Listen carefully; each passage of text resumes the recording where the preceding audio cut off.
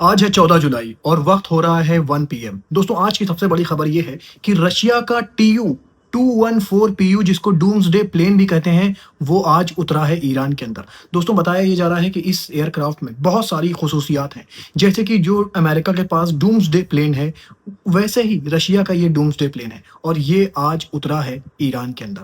दोस्तों इसी के साथ मैं आपको बता दूं, डोनाल्ड ट्रंप ने कहा है कि अब हम स्ट्रेट ऑफ हॉर्मूज कंट्रोल करेंगे। जैसे कि ईरान कंट्रोल करने की बात कर रहा है स्ट्रेट ऑफ हॉर्मूज से, उससे हम पैसे चार्ज करेंगे जिस तरह ईरान पैसे चार्ज करने की बात कर रहा है।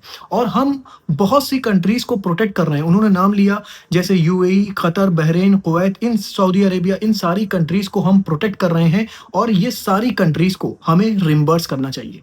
दोस्तों मतलब कि जैसे ईरान स्ट्रेट ऑफ हॉर्मूज पर फीस लगाने की बात कर रहा था, डोनाल्ड ट्रंप ने कहा था कि straight of Hormuz free water है, उस पर कोई फीस नहीं लगा सकता। लेकिन अब डोनाल्ड ट्रंप खुद कह रहे हैं कि स्ट्रेट ऑफ हॉर्मूज हम अपने कंट्रोल में ले लेंगे और जो भी शिप वहां से गुजरेगी हम उस पर टोल फीस लगाएंगे। इस पर ब्राजीलियन प्रेसिडेंट लूला डिसिल्वा ने कहा है कि यूएस जो प्लान कर रहा है ट्रांजिट फीस चार्ज करने की स्ट्रेट ऑफ हॉर्मूज में, ये एक तरह से पायरेसी है। मतलब कि जैसे कोई डकैती नहीं होती है, तो उन्होंने कहा है ये एक तरह से डकैती होगी अगर यूएस ये प्लान करता है कि स्ट्रेट ऑफ हॉर्मूज से वो कुछ चार्ज करे। इसके साथ लूला डिसिल्वा ने कहा कि यूएस ने जो अटैक किया है ईरान के ऊपर वो बिल्कुल गलत है।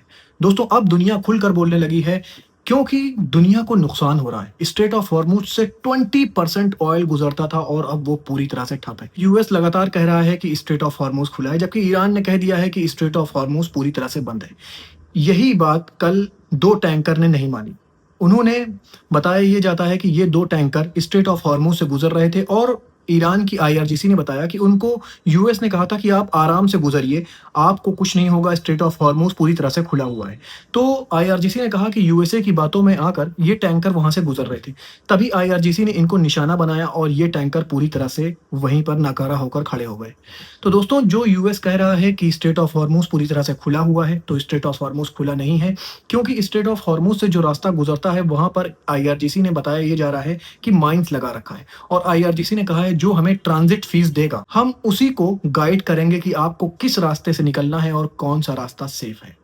इसी के साथ अब्बास अराक्ची का भी बयान आ गया है। अब्बास अराक्ची ने कहा है कि पोटस मतलब कि president of the United state ने जो कहा है वो बिल्कुल सच कहा है कि कमर्शियल शिप पर जो हम फीस लगाने वाले हैं वो बिल्कुल जायज़ है, क्योंकि हमको कंपनसेट करा जाए सर्विस के लिए जो हम सर्विस वहां पर प्रोवाइड करें। लेकिन जो guardian of the straight of Hormuz है वो ईरान है, ना कि यूएस। और यूएस जिस तरह कह रहा है कि हम ट्रांजिट फीस 20% लगाएंगे, तो हम आपसे ये बताना चाहते हैं कि हमारी ट्रांजिट फीस जो होगी वो 20% नहीं होगी, वो फेयर होगी जो आराम से शिपिंग कंपनीज दे पाएंगी। ऐसा कहना है अब्बास अराक्ची का।